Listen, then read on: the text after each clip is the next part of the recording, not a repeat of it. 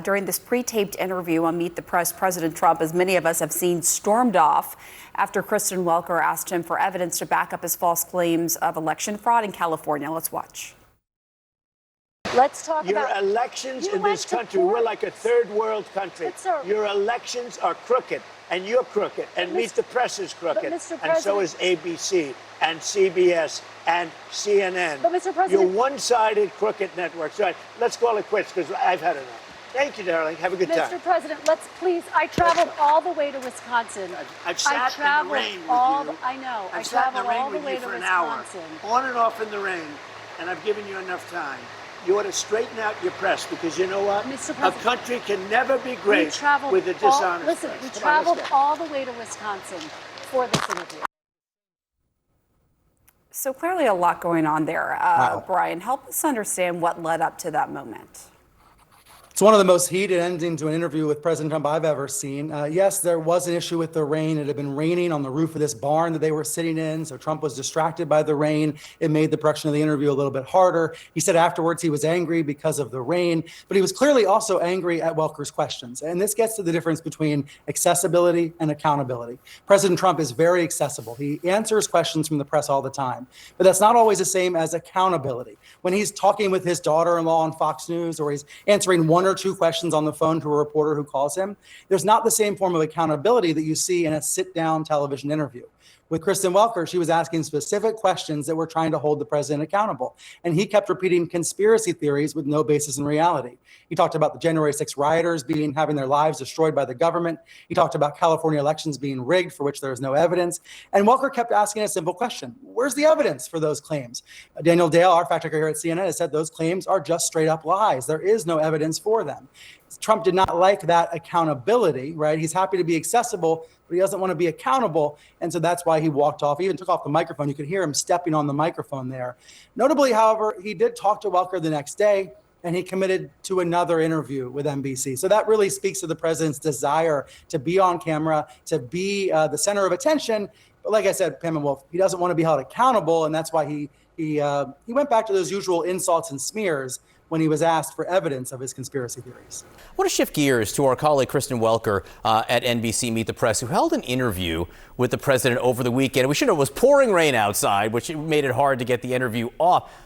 But the president stormed out in the middle of the interview, no pun intended, with the storm going on, after he was making wild, unbased claims about the elections in California, January 6th, the 2020 election.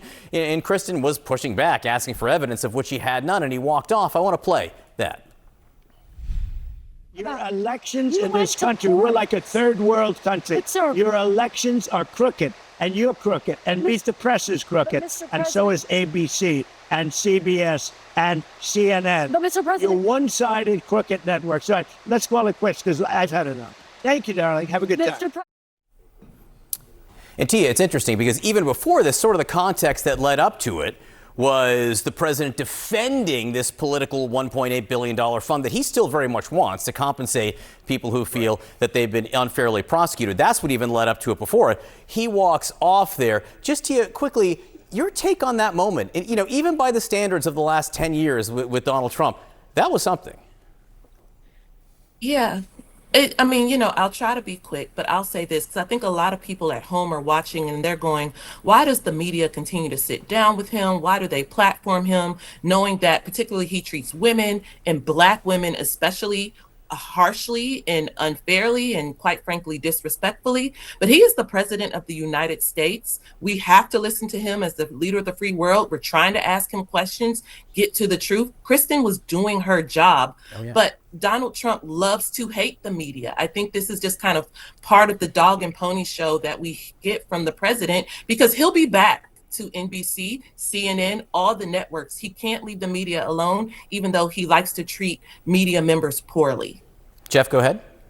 He also likes to change the subject, and it was the questions on Iran and the questions on the weaponization fund that led him into a path of this familiar path of confronting the media here. So he was very much trying to change the uncomfortable subject. Republicans are not happy with the war. The voters there that I was speaking with on Friday, many said that. So I think he was definitely some deflection going on. Okay, it's been almost a week. Votes are still being counted in LA. Nithya Raman now pulling ahead of former reality TV star Spencer Pratt in the Los Angeles mayoral race. Raman, an LA City Council member, gained about 3,000 more votes than Pratt on Sunday.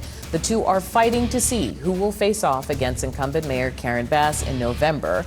In a contentious interview that Trump abruptly ended with NBC's Meet the Press, he continued to falsely claim fraud in California elections. Group chat is back. Why did he get so upset about this in particular? Well, he's being challenged on something, a misinformation that he's spreading. But the president has been on this for some time. He has pointed to particularly California's notoriously slow system of counting votes, particularly because they allow mail-in ballots that are postmarked on or before Election Day. That's his biggest issue. Let me just say that one more time. They allow mail-in ballots that have been posted on Election Day. So these are people who at least got their Right. They put it in the mail on that day, but because they arrive later, and they wait takes a while to cut. a full week after Election Day. So as of tomorrow will be the cutoff for their arrival. But yes. They allow for basically a full week sort of grace period for these ballots to show up. And 80% of California uses mail-in balloting. So it's a lot of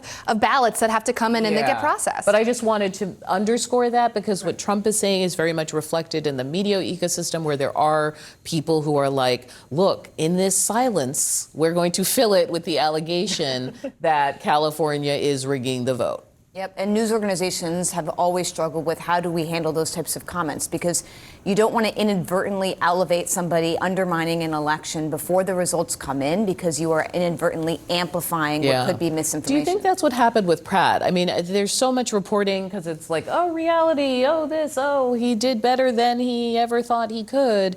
But LA is like 20% Republican and he had Trump's backing. Oh, it's a great question. I think that people just got overly excited about the fact that somebody novel is breaking through. But I don't think anybody was preemptively saying that he won the election and that these elections were rigged because Spencer Pratt happened to be doing well. I think the president's comments are taking it a step further than sort of the Pratosphere was. The Pratosphere? Sarah, how did we get through all these months without using that phrase?